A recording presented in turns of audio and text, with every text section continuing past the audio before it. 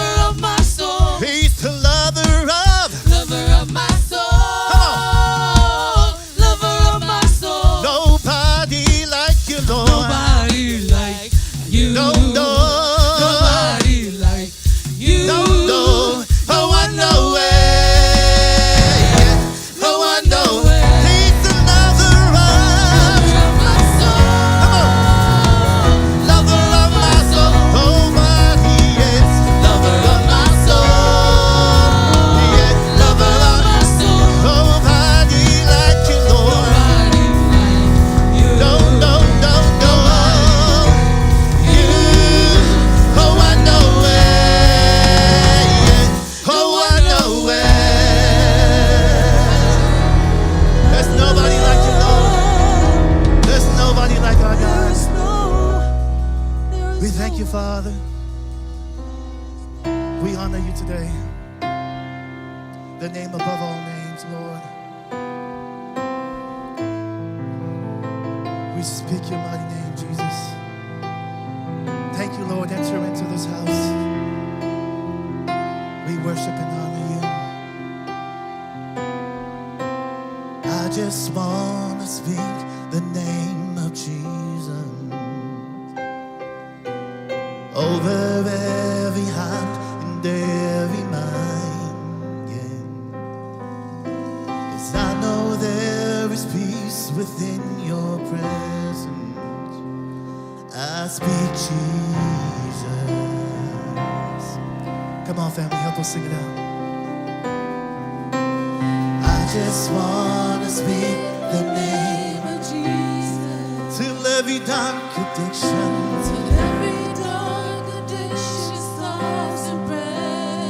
we declaring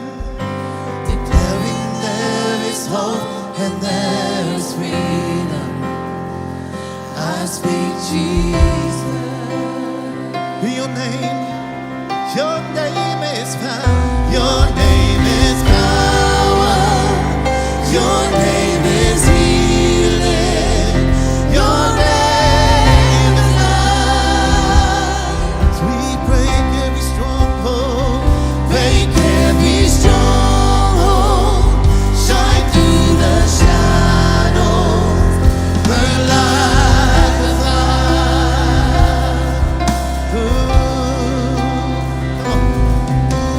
I just want to speak the name of Jesus. 'Cause over fear and all anxiety, every soul held captive by depression, I speak Jesus. Sing your name is power. Your name is power. Your name is healing. Your name is life. Oh, we break and we break and we break. Break every stronghold. Shine through the shadows. Burn like a fire. Sing your name. Your name is power. Your name is healing. Your name is life. We break every stronghold today. Break every stronghold. Shine through the shadows. Burn like a fire. Oh. Shout Jesus from the mountains, Jesus in the streets, Jesus in the darkness over every enemy, Jesus for my family. I speak the holy name, Jesus. Shout Jesus, Jesus, Jesus. Shout Jesus from the mountain. Hey. Jesus in the streets. Jesus, yeah. Jesus in the darkness over every enemy. Jesus. Jesus for my family. I speak the holy name, Jesus. Shout Jesus, Jesus, Jesus. Shout Jesus from the mountain. Come on. Jesus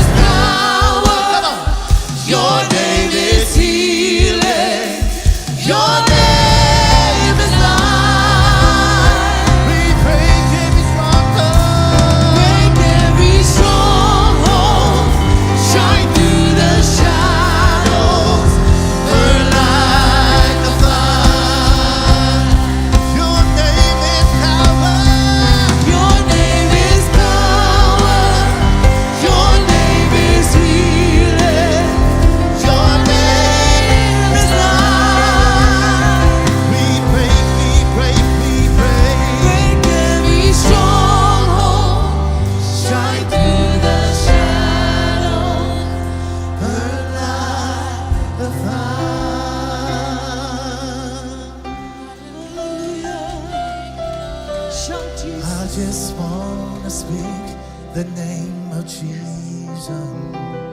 Oh yeah. Over every heart and every mind. 'Cause I know there is peace within your presence. I speak Jesus.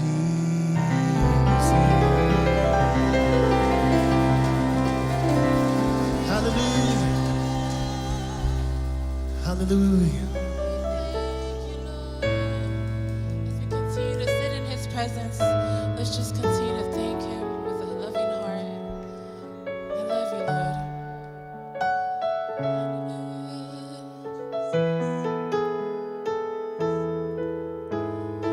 I was a wretch. I remember who I was. I was lost. I was blind. I was running out of time. Sin separated. The breach was far too wide. But from the far side of the chasm, you held me in your side. So you made a way across the great divide. Left behind heaven's throne to build it here inside. So there at the cross, you paid the debt I owe. Broke my chains, freed my soul. For the first time I had hope. Thank you, Jesus, for the blood applied. Thank you, Jesus, you have washed me white. Thank you, Jesus, you have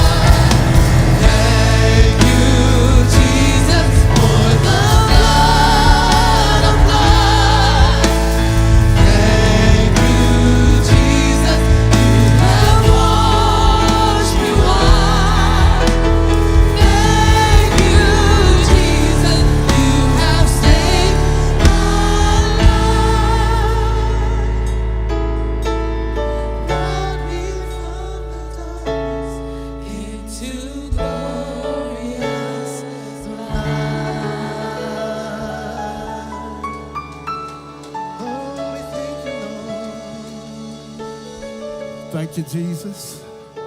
Hallelujah. Praise you, Father. Glorify you, Lord. His name. Glory to His name. There to my heart was the blood of glory to His name.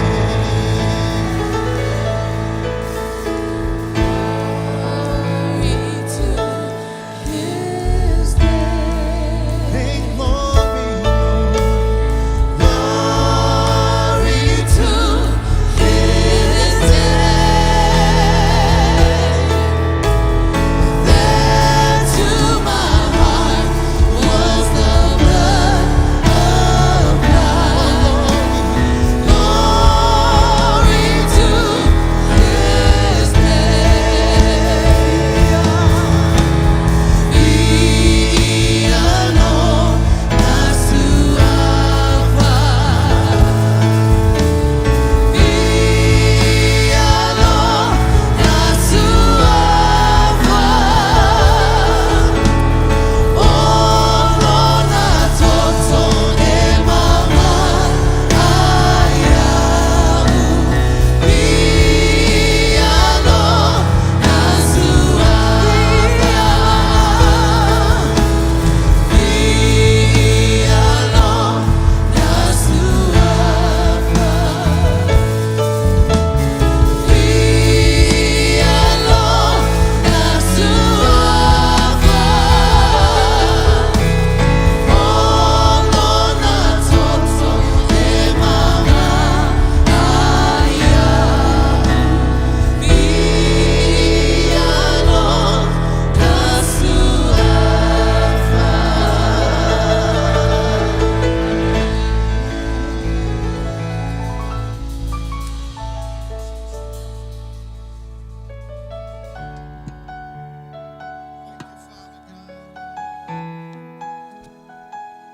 Greater love had no man than this, that a man laid down his life for a friend. Amen.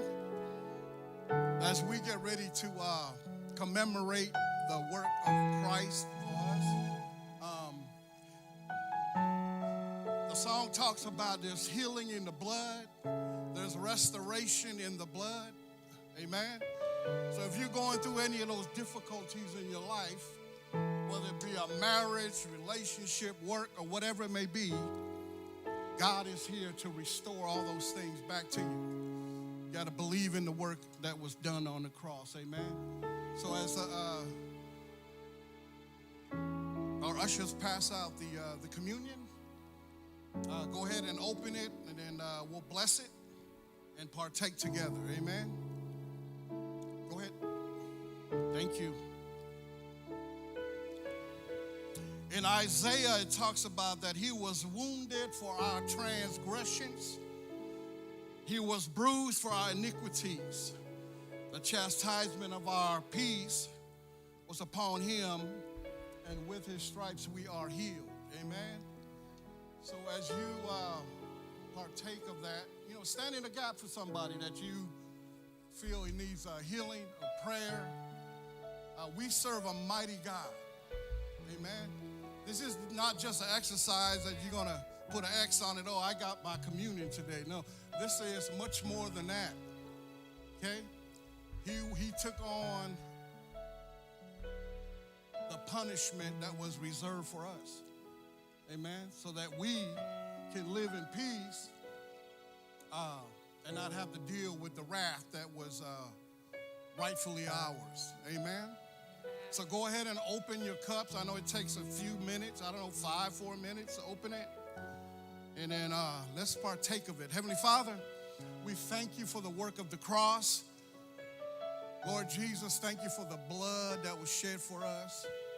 Thank you for the body that was bruised for us on our behalf. We thank you, Lord God, for your love, your mercy, and your grace on each and every one of us, Father God. Restore us. back to a relationship with you. In Jesus' name, go ahead and partake. And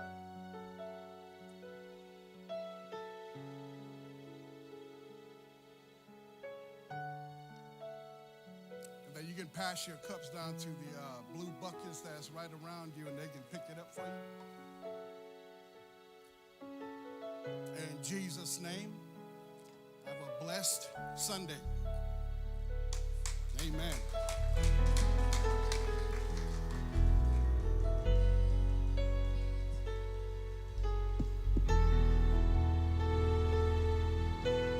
Glory to his name. Glory to his name. There to my heart was the blood applied. Glory to his name. Glory to his name. Sing glory, glory, glory to his name. There to my heart was the blood applied. Oh, glory, glory to his name. And be alone, not to be alone, not to oh Lord, not toto e mama aya. Be alone, not to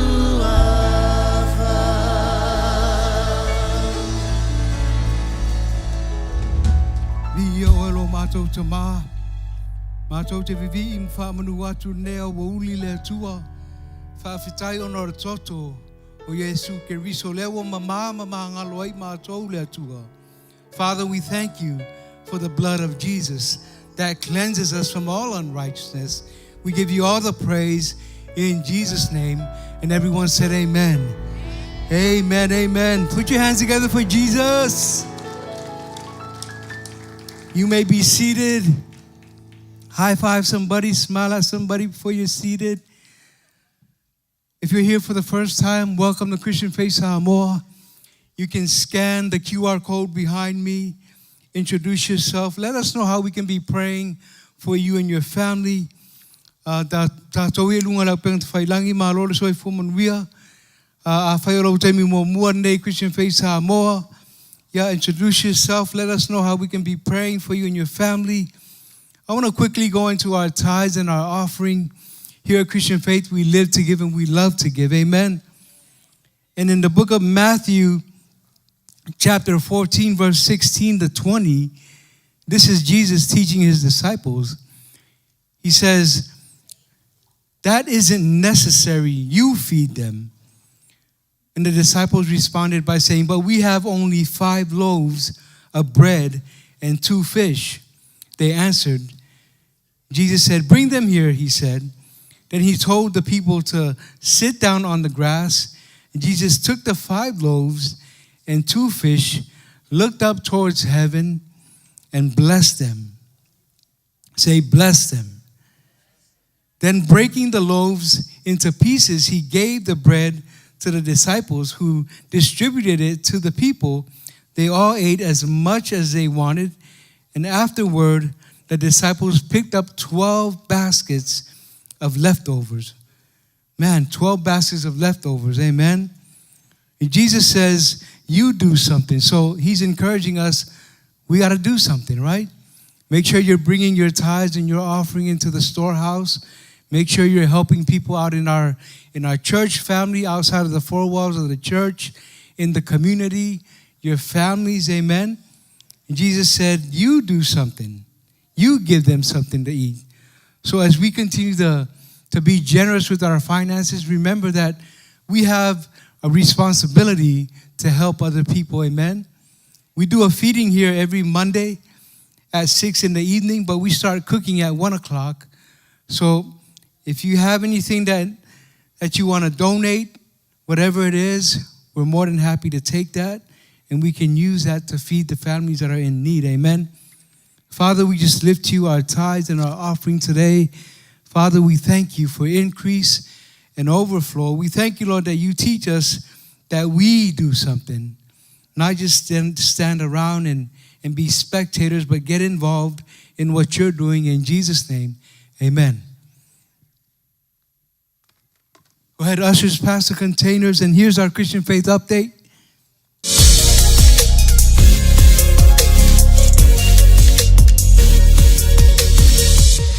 Good morning, family. We have some exciting things happening this month, and we don't want you to miss. Check this out. First, Prayer Partner Training is happening over the next 4 weekends starting today. But signups are only open through this Sunday and next Sunday, October 12th. If you ever wanted to grow in your prayer life and learn how to walk alongside others, this is your chance to be a part of something powerful. So don't wait. Sign up by scanning this QR code and join us on this journey. Also, we just launched our new on-site focus groups. You've probably asked, how do I strengthen my marriage? How do I improve my parenting? How do I control my finances? Then these focus groups are for you. Happening in Federal Way and Mill Creek. Sign up by scanning this QR code. Join now and see how you can improve your life. And speaking of taking powerful next steps, one of the most meaningful ways we live our faith is through baptism. Let's take a moment to see what baptism is all about.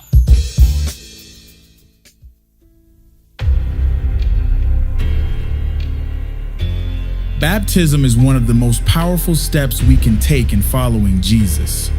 It's a public declaration of an inward transformation, a way of saying, I belong to Christ.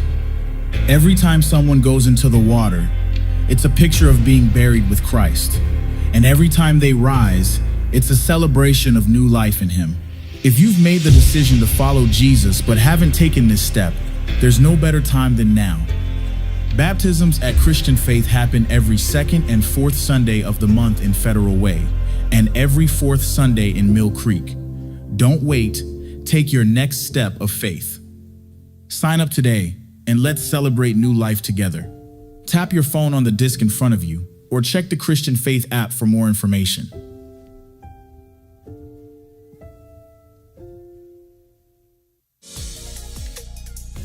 Awesome.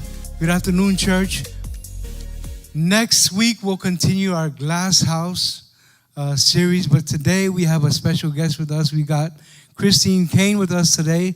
So go ahead and put your hands together for Caine, and let's focus on the screen. Report, you gone. Like there's nothing happening in there if she can't stir your faith. And God really has just gifted her to bring such a message, such a word of faith. And the Bible says, my people are destroyed for lack of knowledge. And I really believe that she's going to give you some knowledge to bring freedom to your life, to stir faith in your life, and to believe that you're going to take mountains that God has called you to take in your own life from the faith that she instills into us today. So church fam, let's get up on our feet. Let's welcome the one and only Caine. Good morning, church. How y'all doing? I am so fired up. This is home away from home. Turn to your neighbor before you sit down and say, you are the best looking person I've seen today. Turn to your second choice and say, you're better looking than the person on the other side. You're better looking. You can be seated. I love the house of God. There is nowhere I'd rather be on a Sunday. And Nick and I just so love Pastor Casey and Wendy and Pastor Caleb and Krista and Tasha sitting there on the front row, who is a phenomenal anointed worship leader. I mean, I am just saying thank God for, we've been going into orbit since Friday, and that has been absolutely amazing. And I've known the treat since about 1992.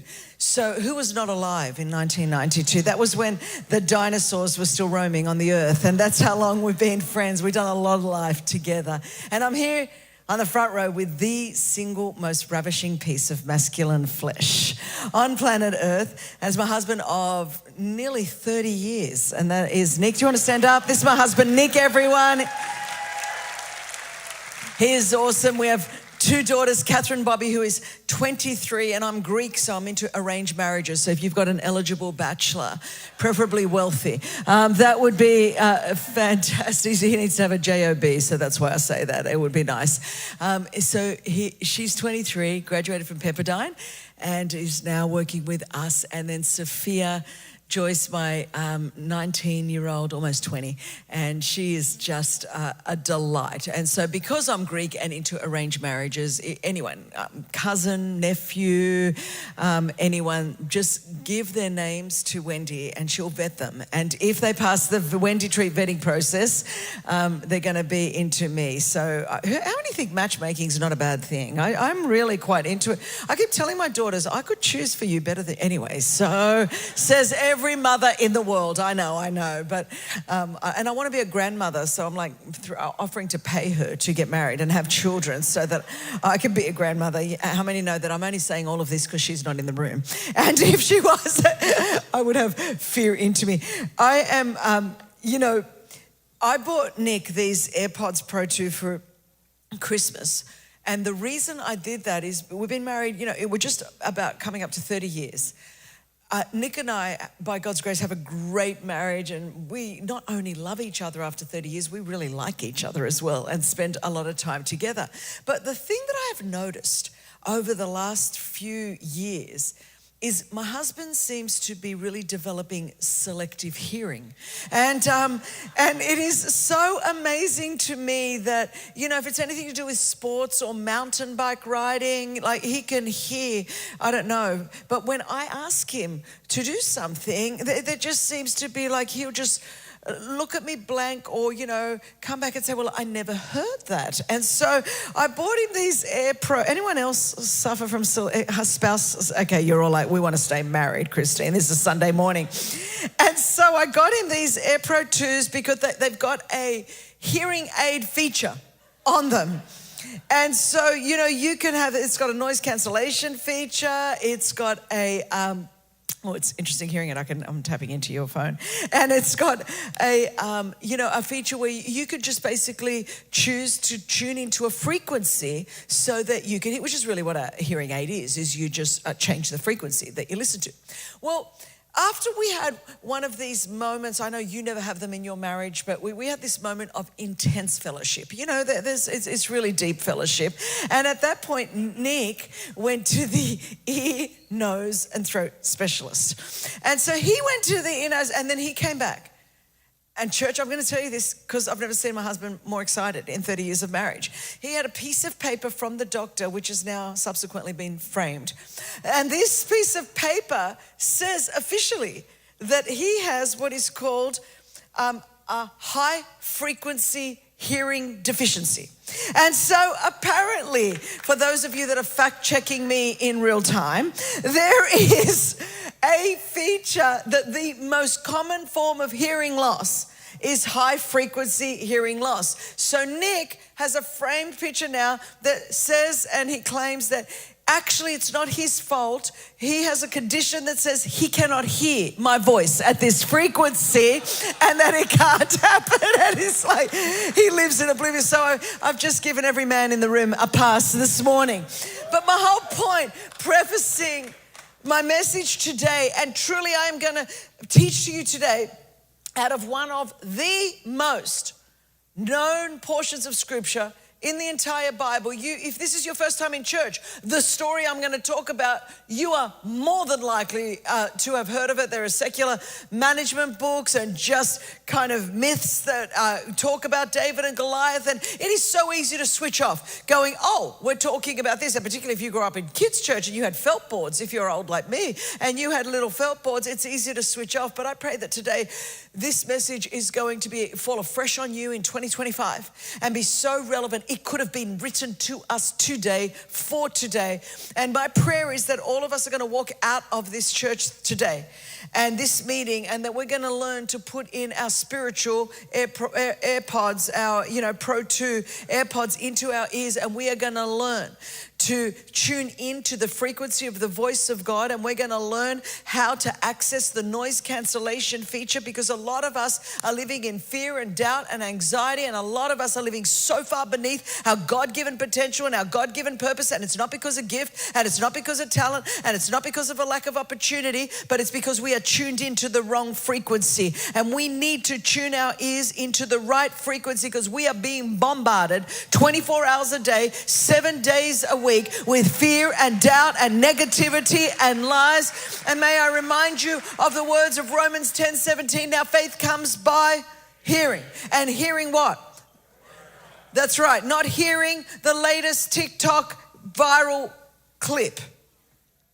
Not hearing the latest Instagram, whatever is going viral, whatever's happening on X, whatever's happening on Facebook. And a lot of us are living so far beneath our God-given destiny because we have elevated the wrong voices in our life. And it's time to learn to switch on our spiritual noise cancellation features, because some of us are suffering from God frequency loss, hearing loss. And what we need to do is get that tuned in again. You can do everything else, but if you are not hearing and applying the word of God, you are not going to have the faith that you need to do what you are called to do. And at the end of the day, we can do everything else. But the only thing that ultimately pleases God, guess what? Is faith. Because without faith, it is impossible to please God. So we need a church that is full of the faith of God. And that has everything to do with our ears. Our ears. So I want you to turn with me to 1 Samuel 17. I love this. You'll be so familiar with this, but I'm believing that there'll be a fresh twist on it this morning. Let me just say, we don't need a new word. We just need a now word. There is only one word. There's 66 books of the Bible, and they haven't changed. And so the fact is that what we need is a now word. And I am so passionate about this in 2025. As we're coming into this last quarter of the year, I want us to stir up that gift of faith that is on the inside of us, and to tune into the right frequency so that we go into 2026 full of faith and confidence, knowing who we are in Christ as sons and daughters of the King of Kings and the Lord of Lords, remembering once again that we are in Christ Jesus, seated in heavenly places, and we have access to every spiritual blessing that is ours in Christ Jesus, that no matter what is happening economically, politically, socially, morally, or environmentally, we are not ultimately subject to the things of this world, but we are walking according to a different kingdom, a different paradigm. And you and I are called to be salt and light in this world. And if you and I are not who we're called to be, how are people going to see Jesus? How are people going to see Jesus? So in 1 Samuel 17, we're just going to read a chapter of the Bible this morning. And that's going to be more than some of you have read all year. I mean, honestly, what I'm about to do right now is catch you up on your Bible reading plan. So if the rapture happens today, you'll be like, I read a chapter. Okay, here we go.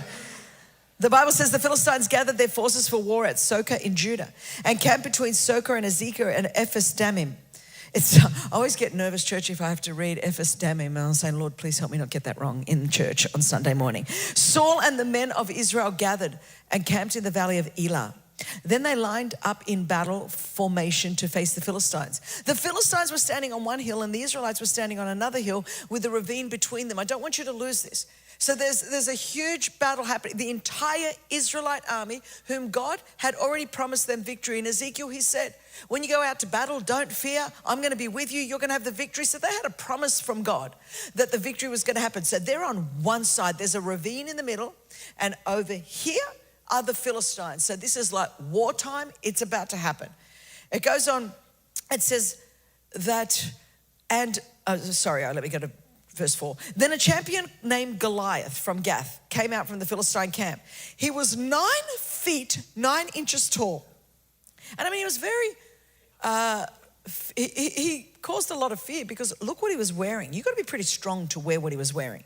And he wore a bronze helmet, that'd be heavy, and bronze scale armor that weighed 125 pounds. Now that's me. He was like wearing me in armor. That's like next level. And then it goes, sometimes we just read it like it's nothing. I'm like, do you realize how strong you have to be? to put like a body worth of armor on top of you. And wore a bronze helmet and bronze skull armor that weighed 125 pounds. Oh, I might be a few more pounds than that. So, it's Sunday morning. I'm at the pulpit. I better tell the truth. Okay, so there was... That's it. There was bronze armor on his shins, and a bronze javelin was slung between his shoulders. I just want you to catch how much was happening there. His spear shaft was like a weaver's beam, and the iron point of his spear weighed 15 pounds. That's just the point. In addition, a shield bearer was walking in front of him. I'm like, imagine how strong you'd have to be the shield bearer walking. And then I think, what a chicken Goliath actually was. He was like, put this little guy in front of him, get him first. Anyway, so what I want you to see here is he stood and shouted to the Israelite battle formations. You need to catch this, because often we don't catch this. It didn't say he stood and he threw that javelin or that spear with the 15-pound, just the point. It doesn't say he threw that at him. It doesn't say he took any arrows and threw them. I mean, if it was 2025, he wasn't firing guns. He wasn't shooting missiles. This is his words. He's just using words. He shouted to the Israelite battle formations, "Why do you come out to line up in battle formation?" he asked them. "Am I not a Philistine, and are you not servants of Saul? Choose one of your men and have him come down against me. If he wins the fight against me and kills me, we will be your servants. But if I win against him and kill him, then you will be our servants and serve us." Then the Philistines said, "I defy the ranks of Israel today. Send me a man so we can fight each other." When Saul and Israel heard these words, if you were going to underline anything today, heard these words.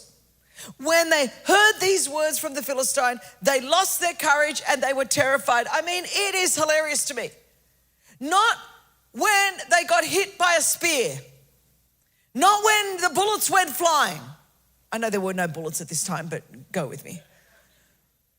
Not when there was any weaponry that was, set against them. But when they simply heard the words of a giant, they were crippled, paralyzed, and immobilized. Now remember, they had a promise from God. But when they were busy listening to the words of Goliath, they had forgotten the promise that they had from God. And it didn't even take Goliath's weaponry, it just took his words. Let me bring that into a 2025 context for us. Many of us spend all of our time scrolling and swiping, listening to the words of someone that's in their grandmother's basement in their underwear, so taunting and sending threats, and we're paralyzed and crippled and so scared of being deplatformed or canceled that we retreat and we live lives so far beneath the promise and the purpose of God. Not because of anything that is actually done, but because of words. It's because of words. So they were all crippled and paralyzed and immobilized. And then it goes on, it says, now David was the son of Ephrathah from Bethlehem of Judah named Jesse. Jesse had 8 sons, and during Saul's reign was already an old man.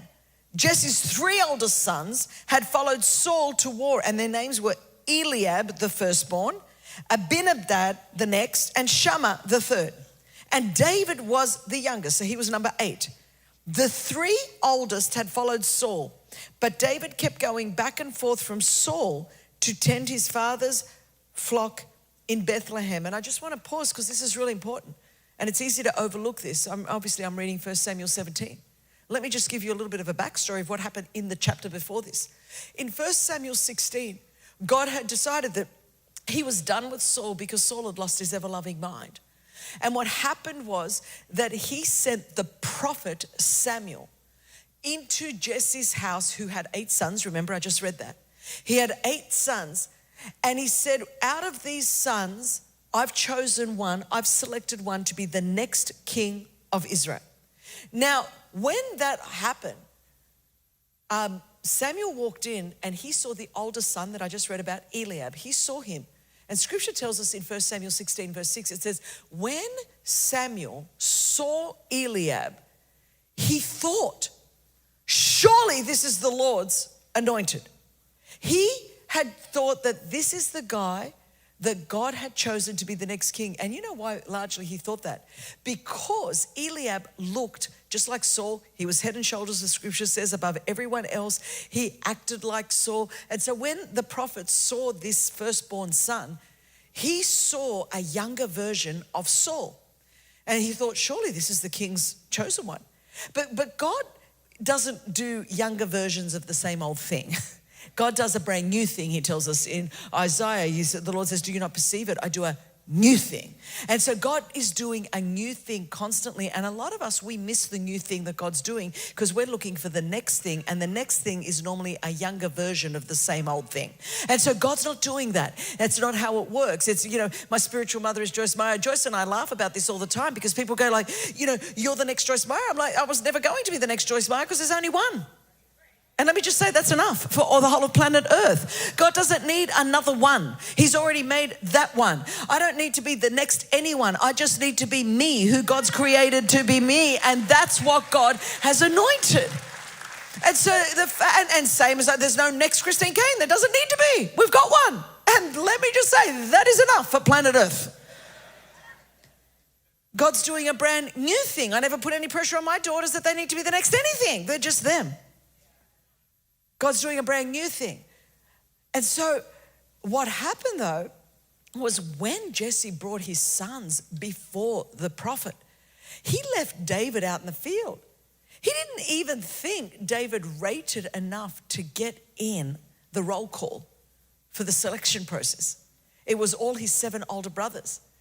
Now, why I'm telling you this is because I just read to you from 1 Samuel 17, so now we're a chapter later.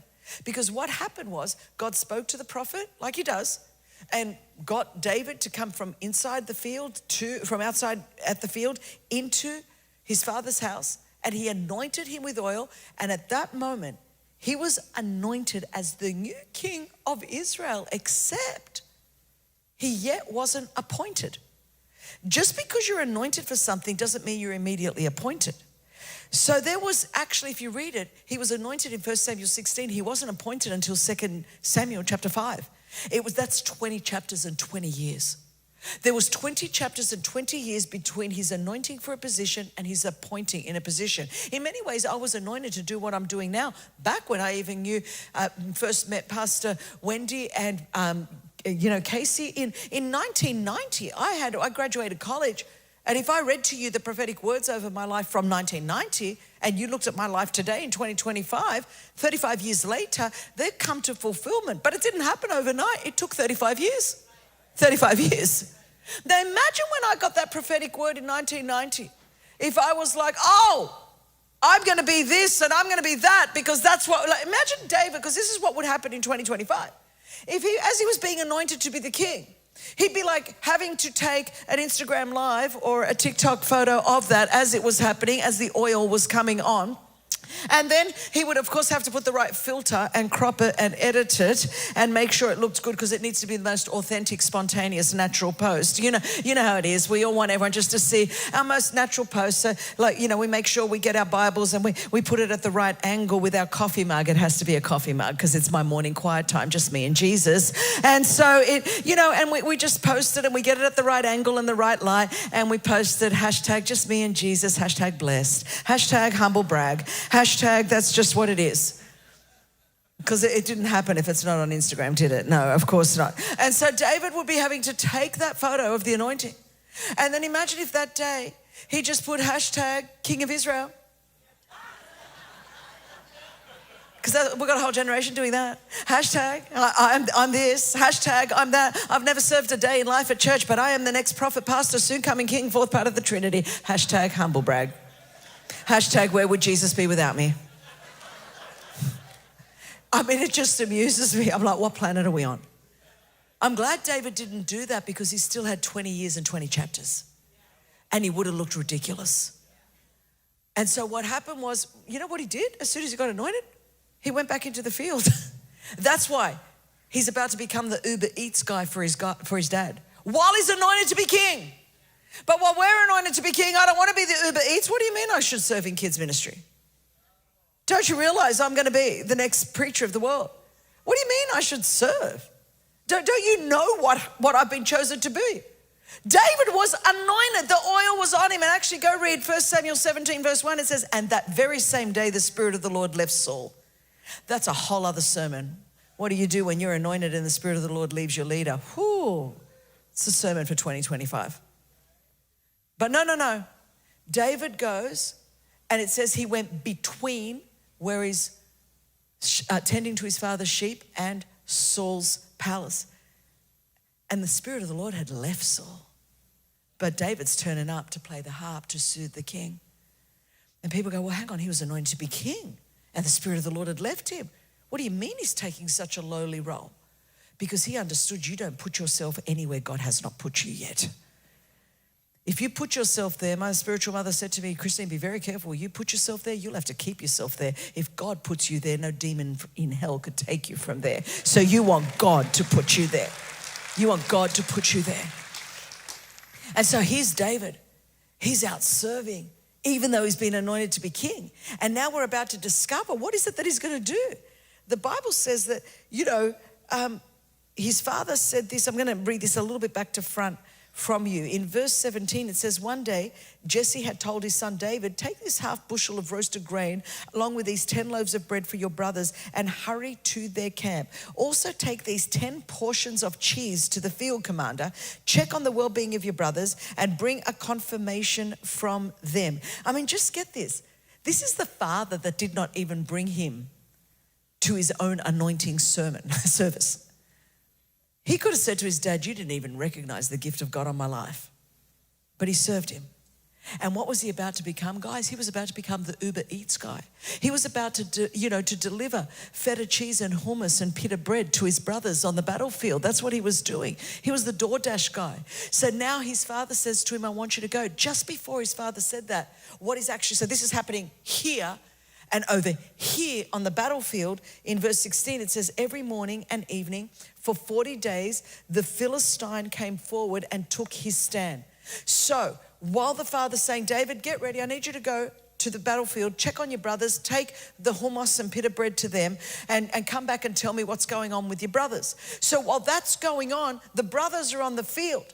Now the whole Israelite army under Saul is paralyzed, is crippled, is immobilized because they're listening to the words of this giant. And it's not that they just listened once. I just read to you. The scripture said every morning and every night for 40 days. 40 days. Who are you giving the platform of your life to every morning and every night? Who are you giving your ears to? Because I'll tell you what this looks like in 2025. Most of us are not even on the battlefield where Goliath is coming and attacking us. Most of us are inviting Goliath into our bedrooms every morning and every night. First thing we do, instead of picking up the word of God, we turn on this phone and then we start scrolling and swiping and we're like, Goliath, would you please speak to me? Would you please tell me how bad the world is, how bad the economy is, how bad everything is around me? Would you please tell me who's speaking about me, who's blogging about me? Would you please tell me, like, who is that friend that's not talking to me, but she liked that other friend's post? Not that any of you are stalking anyone, but anyway, I'm just saying for the people at Mill Creek. Anyway, so the thing is that we go on and we're going, I can't believe that they like that. I can't believe they got more followers. If people knew about them what I knew about them, I can't believe that they're great. This is what we do. Goliath, speak to me. Goliath, tell me how hopeless I am. Goliath, could you please tell me how inadequate I am? Could you please feed my insecurity? Could you feed my depression? Could you feed my anxiety? Goliath, speak to me. That's what we do. And just in case, by the end of the day, we might have forgotten what Goliath said, pick it back up as we're scrolling before we go to sleep. Goliath, remind me so that all night I could dream about it. So that all night I know how pathetic I am, how unable I am, how limited I am, how contained I am, so that I can obsessively ruminate about what's not happening in my life and what they're doing and what I'm not included in. Oh, Goliath, speak to me. That's what we're doing in 2025. So the Israelites, remember, there wasn't one piece of weaponry that had been unleashed. It was just words. And many of you are paralyzed and crippled, not because of anything else, except you are allowing that to come into your spirit. and into your life. And it is paralyzing you and crippling you from the word of God. Truly. And we're not even on the battlefield fighting demons anymore. We're just inviting Goliath into our bedroom. And so are you saying, Christine, are you saying, you know what, I shouldn't probably pick it up first thing in the morning? Yes. Are you probably saying that I shouldn't scroll late at night? Yes, that's what I'm saying. Are you saying I should possibly put my phone outside of my bedroom? Yes, that's what I'm saying to you. And you would sleep better. And if you decided that you were either going to listen to a worship song or watch something wholesome even, that, you know, or do a jigsaw puzzle or read the Bible, 50% of the anxiety would leave your life like that because you're just feeding it. Some of you are in endless therapy year after year after year, and all you have to do is turn your phone off. Save yourself $300 a pop. And all you have to do is turn that thing off. But we want the dopamine rush, and we're like, Goliath, come and speak to me. And what we have to do is put in our spiritual hearing aid. What we need to do is do what my husband does when it comes to my voice. And go, Goliath, you've got a high frequency that I can't tune into. I'm not tuning into that frequency over there. I'm not going to do that. I'm going to stay tuned into the promise and the power of the word of God. I want you to see this. We're going to jump down, and we'll just jump down for the sake of time to verse 23. David's speaking to the guys, and his brothers first, and then he's speaking to the other people that are in the military. And then it goes in verse 23, while he was speaking with them, suddenly the champion named Goliath, the Philistine from Gath, came forward from the Philistine battle and shouted his usual words, listen to these, which David heard. So here's my point. I'm not talking about somehow disappearing from this world. I'm not saying like, let's all get on Elon's rocket and go to Mars together. We're all on this earth. So there's a lot of things we're not going to be able to control that we hear. If you're in the world but not of it, you're going to be in the lunchroom and trying to build relationships with friends. Well, there's stuff we're going to be hearing. There's stuff that we walk past screens in airports, and we walk past screens at whatever, if we're out for dinner. There's stuff that we're just going to be hearing. David heard exactly what his brothers heard. Exactly what the Israelite army heard, because it says Goliath came out and used exactly the same words. And it says, and David heard them. But what's the difference? David didn't listen. What you listen to will determine your destiny. We can't always control what we hear, but we can control what we listen to. I've seen it over the whole last 5 years as I've watched people lose their ever-loving mind. I've lived in the same world. I've lived under the same pandemics. I've lived under the same economic conditions, the same political conditions, but you'd think we're in two parallel universes. And I realized what it was. I thought, I'm not in denial of reality. I'm just listening to a different sound. I'm just listening to the voice of the word of God instead of I'm hearing what everyone else is hearing, but I'm not listening to it.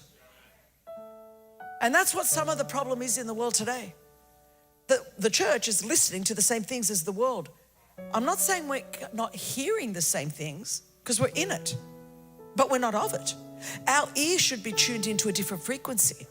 So even as we hear the fear and the doubt and the negativity and the anxiety and the naysayers, we're not listening to it. We're hearing it, we're just not listening to it, because I'm listening to the purpose and the promise and the provision of what God has for my life. So they're two different things. So it's not that I'm not in it, I'm just not of it, and I'm dialed in. I've got my noise cancellation frequency on when it comes to the world, and I am attuning my ear to the voice of God. And how does faith come? Faith doesn't come by binge watching your latest series. Faith doesn't come by listening to Sister Gertrude full of fear, doubt, and negativity. Faith doesn't come by obsessively ruminating on what you think. Faith comes by hearing, and hearing what? The word of God. That is how faith is generated in your life. And by this we overcome the world, by our faith. That's how we're going to have victory.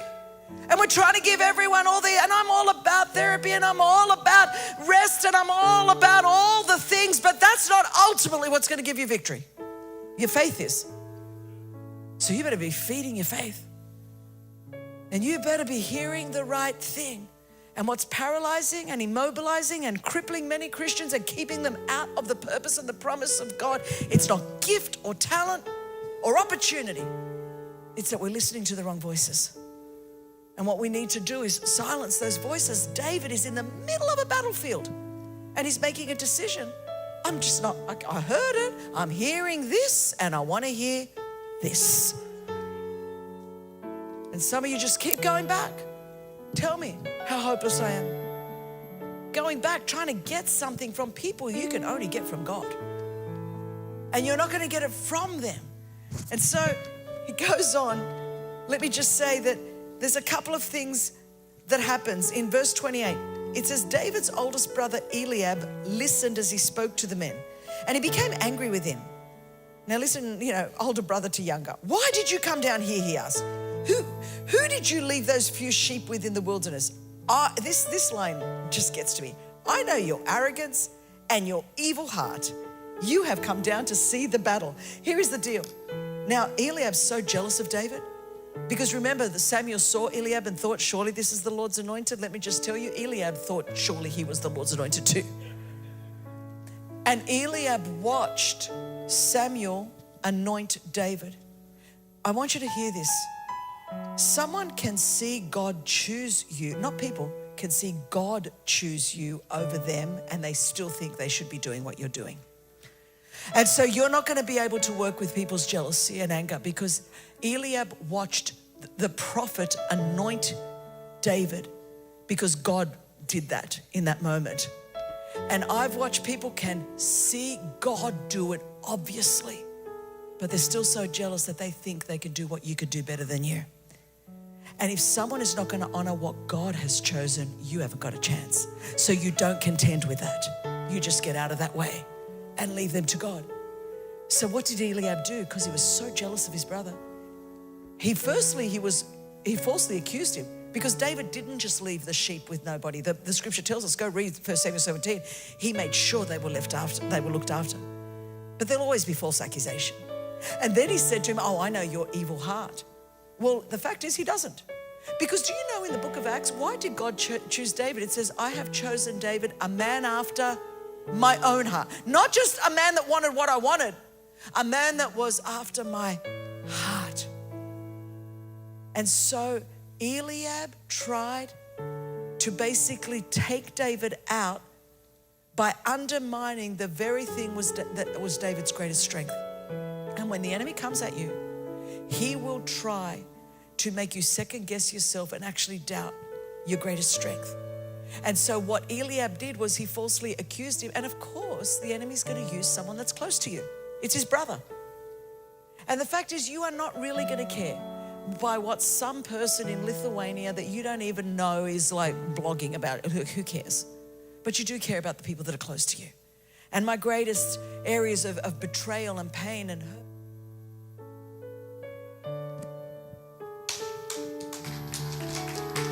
What a great message from Pastor Christine Caine. Let's stand to our feet and let's remember to tune in to what God is saying to us today. Put on your spiritual ears, amen. Stop listening to all the noise, but stay focused on God and His Word, and you will hear from Him. Father, we thank you for an amazing word that was brought forth today by Pastor Christine Caine. Father, we thank you that your word fell on good ground today. And we thank you, Lord, that you are stirring our hearts, helping us to hear your voice, regardless of all the chaos, all the noise that's happening in and around us. Father, we thank you that you are helping us to hear you. We thank you that your word teaches us that my sheep know my voice. And Father, as we continue to lean more on you, Father, we thank you that we have ears to hear and hearts to know what you are doing and what you are saying, Lord. Father, we thank you. Today we come before you and we make a decision, Father, to know Jesus today. We pray for those that are around us that we confess Jesus as our Lord and Savior, and we believe in our hearts that you raised Jesus from the dead, and we will be saved. Father, we ask that you fill us with your Spirit today, and we can pray in tongues, pray with the Holy Spirit, your perfect language, Lord. We give you all the praise in Jesus' name. And everyone said amen. Amen, amen. Please go to the prayer booth and get a journey book for the rest of the day, so that way you know who to walk with. But let's worship before we leave today.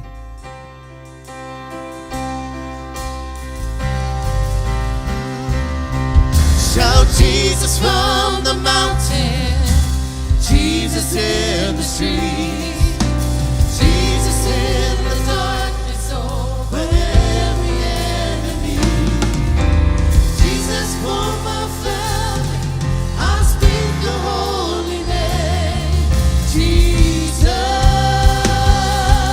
Shout Jesus, Jesus, Jesus. Shout Jesus from the mountains, Jesus in the street, Jesus, yeah. Jesus in the darkness over every enemy, yeah, yeah. Jesus for my family, I speak the holy name, Jesus.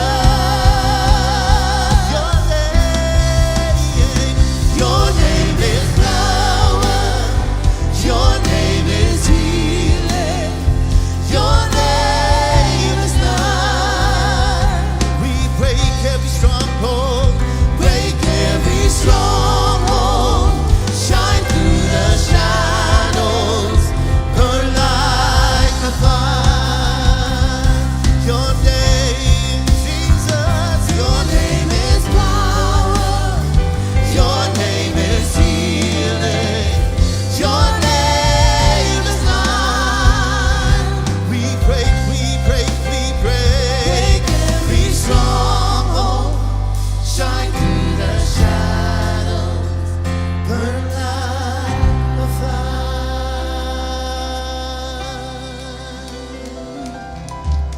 Hallelujah, yes. Go with Jesus, yes. So after our service, join us at the foyer. Please stay and fellowship with us, connect with us.